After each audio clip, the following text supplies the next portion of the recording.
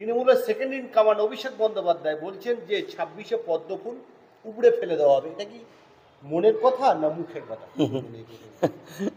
দেখুন, টিএমসিতে যারা আছে বর্তমান বেশিরভাগ একেবারে গ্রাম্য এলাকার লোক, যাদের কাছে একটা ভালো অ্যান্ড্রয়েড মোবাইলও নাই।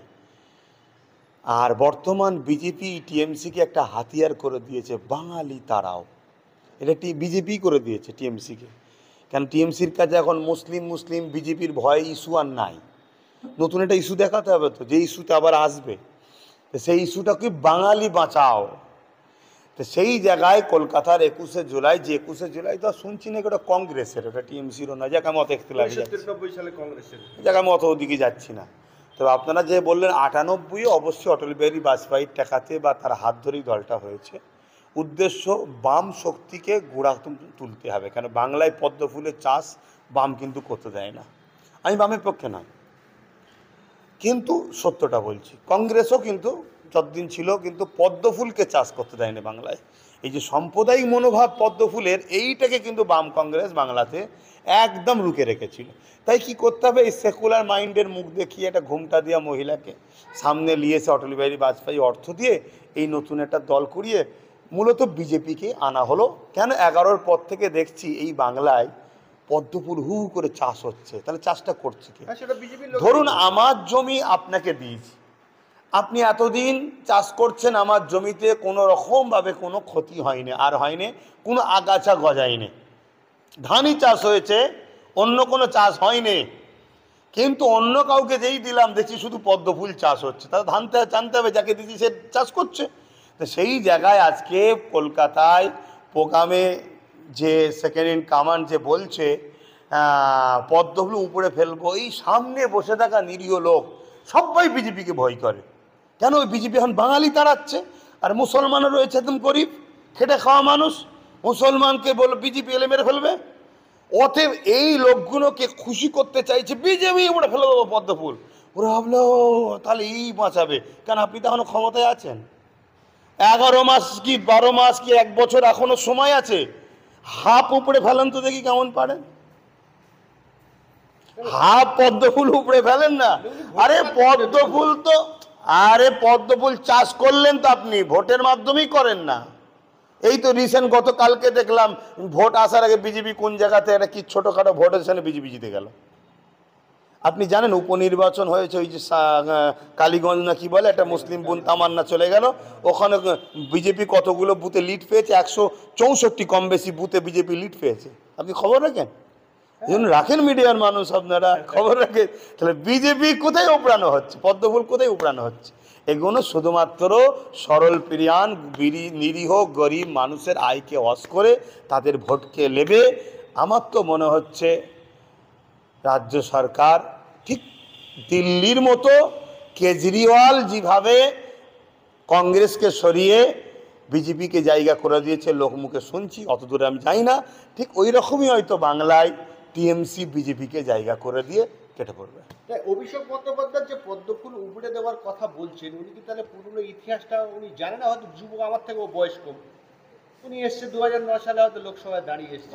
ওসব বলতে হয়, কতবারে বলেছিল আমার সরকার সামনে 21শে জুলাই আসার আগে ঘাটার মাস্টার প্ল্যান হয়ে যাবে, এবার সব ডুবে হাবুডুবু খেচ্ছে, এসব বলতে হয়।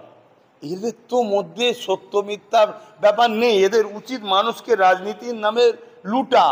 এরা তো দেশ ও দেশবাসীর সেবা করতে আসে না যে সত্য কথা বলতে হবে। এরা তো মিথ্যা কথা বলে মানুষকে শুধুমাত্র বোকা বানাচ্ছে। আমাদের রাজ্যে সিএম বলেছিল ডবল ডবল চাকরি হয়েছে, মিথ্যা কথা বলে। ঠিক তেমনই ওরকম ডুপ্লিকেট মানে কি বলে মিথ্যা বলতে হবে, এমন মিজাজে বলো পদ্মফুল উপরে ফেলো, জনগণ সামনে 200 টাকাতে ভাড়া করে আনা, হয়তো ওই 200 টাকা বেচের ওই দিন খেতে পাবে। আমি তাকে ছোটো করছি না, গরিব মানুষ কী করবে, কাজ কারবার নেই, 200 টাকা পেয়েছিল এসেছে তবু। কিন্তু ওই গরিব ভাইকে বলবো কেন আপনার এই হাল হলো, একবার ভাবেন না। আমার দেশ তো গরিব নয়, আমার দেশ অর্ধেক পৃথিবীকে খাওয়ায়। আমি গর্ব করে বলছি আমার দেশ অর্ধেক পৃথিবীকে খাওয়ায়। আমার দেশ যদি বন্ধ করে দেয় অর্ধেক পৃথিবী না খেয়ে দেবে, শুকিয়ে মরে যাবে। আমার দেশ এত বড় কাঁচা মালের এত বড় সাম্রাজ্য ভাণ্ডার আমার দেশ। কিন্তু উনি তো বলছেন না যে 50-এর নিচে, তিনি বলছেন যে পদ্মফুল বিজেপি থাকবে 50 টপকাতে পারবে, এই 50 পর্যন্ত তিনি ভরসা দিচ্ছেন। কেন 85 থাকবে কেন? আমরা দেখেছি বাম আমলে 0 ছিল, কংগ্রেস আমলে 0 ছিল, উঠতেই দেয়নি। তেনার আমলে থাকবে কেন?